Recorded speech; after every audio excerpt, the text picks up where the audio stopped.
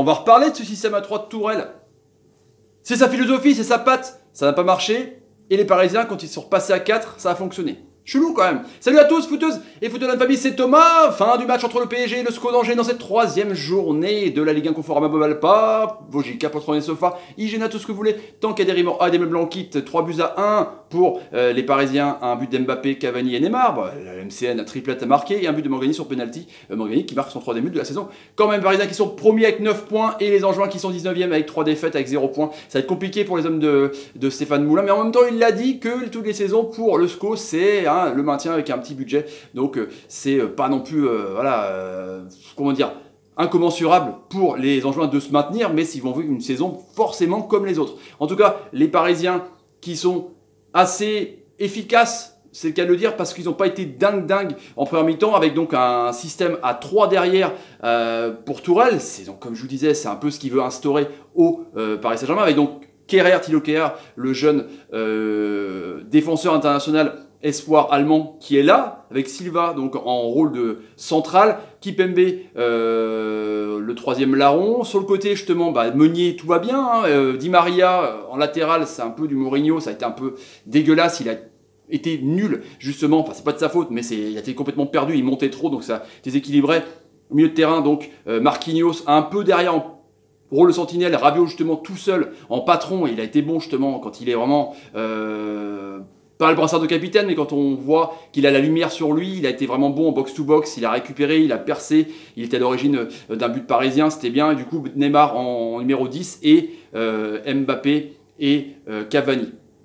Pour Angers, qui était un peu décontenancé au micro de Canal avec ce système-là, le 4-1-4-1, avec donc Butel, qui appelle toujours en drôle de latéral, l'ami Pavlovic, très bon, il a fait une bonne récupération où il aurait pu avoir un but encaissé pour eux, Traoré, Manso, puis Santa Maria devant Ndoye et Mangani, qui a été encore très bon en régulateur, un peu plus haut, c'est facile contre le Stade Rennais, Fabien Tay.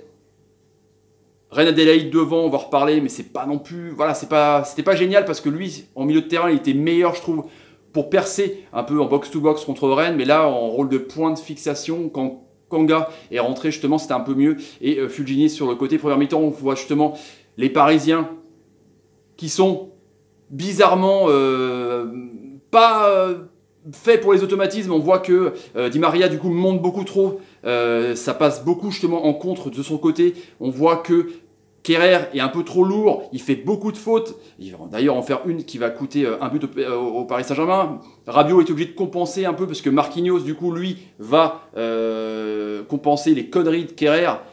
Rabiot est tout seul, du coup il descend, du coup ils sont pas beaucoup élevés, aidés au milieu de terrain, donc Neymar redescend, enfin bon c'est vraiment bizarre, mais pourtant on voit que Cavani est déjà là, il est bien lancé dans l'axe mais Butel est vigilant, et sur une perte de ballon mais pas une construction, sur une perte de ballon ou sur la gauche un contre de Tay, c'est récupéré, hop, direct, récupération, même pas. Il réfléchit, il donne à Neymar, Neymar sur le côté qui va centrer, puis il y a Mbappé et Cavani va tromper, et en 10 minutes il marque déjà un but pour le Matador. C'est nickel pour lui avec la petite bobard, et puis il fait un drôle de truc de hip-hop sur le terrain pour célébrer. Donc 1-0. Et Paris, on voit que c'est juste une faille qu'ils ont exploitée, parce que Angers est beaucoup mieux. Angers, je vous dis, arrive bien à contrer, sur le coup de pied arrêté, Areola est vigilant, il capte bien sur une tête d'Ndoye, mais voilà, c'est vraiment, c'est pas des constructions et des mouvements que le Paris Saint-Germain va se créer des occasions. Il y a eu ce poteau de Cavani aussi, où il aurait été proche du doublé en 2 minutes, mais on voit que c'est 58-42, il y a 200 passes pour les Angevins, 300 passes pour les Parisiens, donc c'est pas non plus dingue la possession du PSG. Et puis Kehrer, qui à l'image de son début de match, va faire une connerie, va faucher Tay, prendre un jaune, et puis Magandi va tromper Areola, donc un partout. Donc c'est mérité pour les Angevins qui sont vraiment bien dans le pressing, qui sont intéressants, qui laissent pas trop sortir les Parisiens, mais qui profitent de ce manque d'automatisme de ce système à 3 en tout cas. Et puis Reine Adélaïde devant, c'est pas terrible parce qu'il fait rien à part redescendre, donc c'est un peu compliqué. Heureusement que Tay perce sur les côtés.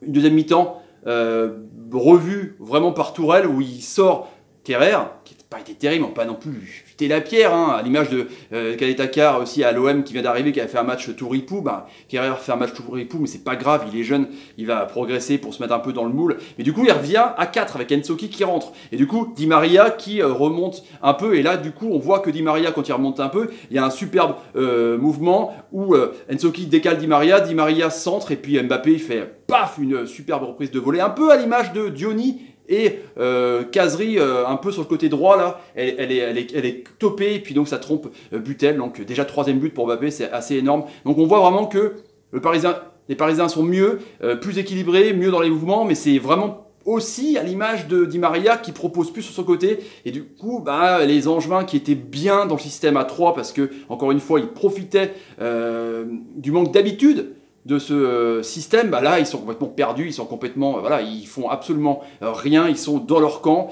La possession revient pour les Parisiens à 65-35, 670 passes pour les Parisiens, 434 pour les Angevins. C'est pas trop mal pour les Angevins, comme je vous dis, c'est un taux élevé, mais bon, ça reste dans leur camp, donc ils évoluent en contre, mais c'est vraiment pas trop. Il y a eu une frappe d'Endoy, voilà, qui est sur la ligne, qui aurait pu mériter un but, mais c'était à la fin du match. En tout cas, Mbappé est chaud, mais Butel aussi, lui est chaud. Il y a 4 arrêts pour Areola qui a fait une super parade devant les yeux de Buffon, hein, qui était donc content pour le jeune avec cette alternance de gardien. Et puis Butel qui a fait aussi des arrêts en face d'Mbappé. Bon, en tout cas, Mbappé, pareil, est mieux dans ce système A3. Je trouve que même s'il a tendance à rentrer dans l'axe pour gêner Cavani, mais voilà, et on peut profiter de sa vitesse, parce que c'est quand même un monstre dès qu'il a la balle, il a fait des dribbles de ouf, c'est assez incroyable. Après, il y a un super mouvement où Rabiot, lui, qui n'est pas obligé d'être bas, du coup peut se projeter comme il aime bien en box-to-box, et ben arrive à percer la défense et passer Mbappé. Mbappé qui a peut-être la possibilité de faire un plat du pied, mais non, il donne un caviar à Neymar. Neymar, plat du pied, paf,